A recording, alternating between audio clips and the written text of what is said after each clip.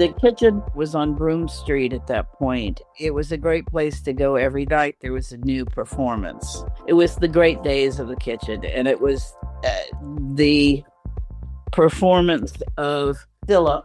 He was by himself, solo, and Andrew DeGroit was doing the whirling dervish that he did at that time. So you got this really rich mix of that time and era of performance in New York City. It was fabulous, but because of the whirling dervish and Phil with his repetitive chords and seeing Phil being so young and so vital, you transcended. And I can remember sitting right in front of the circle. You sat on the floor and just thinking, wow, there's nothing like this in LA. There's nothing, you can't get this experience. You go to a piece of heaven. So that was a very defining moment for me. That's fantastic.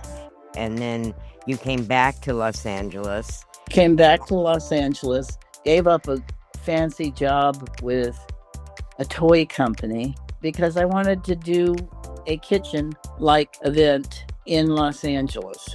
How did you and Liz actually decide to do some serious business? LA was so ready for something like this, and it's just so brilliant that you didn't have a space. What made you think about beginning without a space? Well, first of all, we had no money. Yeah. There's no sponsor, no money, but we had LA. Therefore, your space becomes the greater city. I could not believe with the vibrant art community in Venice and how much fun everybody was, that there wasn't a bigger appetite and there wasn't a venue. So the venue became Los Angeles at large.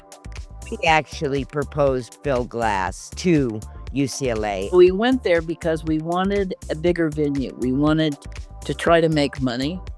We wanted to try to have it so more than 45 people could see it. It was a slam dunk. But then we got in a pickle. Nobody was buying tickets.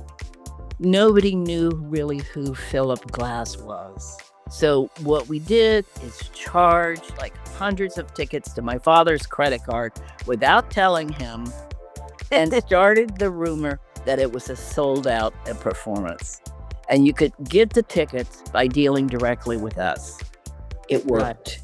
I found a Rolling Stone review of his performance at the Roxy. Oh, I love that. It was definitely the first time he was ever in a rock context. I can remember it vividly. We're going along Sunset Boulevard, and I point to the Roxy, and I said, that's where Phil should be the next time. And I knew it would change the direction of his life, because then he would be seen as more mainstream, which is exactly what happened. And I said, just imagine Philip Glass and the ensemble out on the outside of the Roxy. I thought we both said it at the same time. No, I did.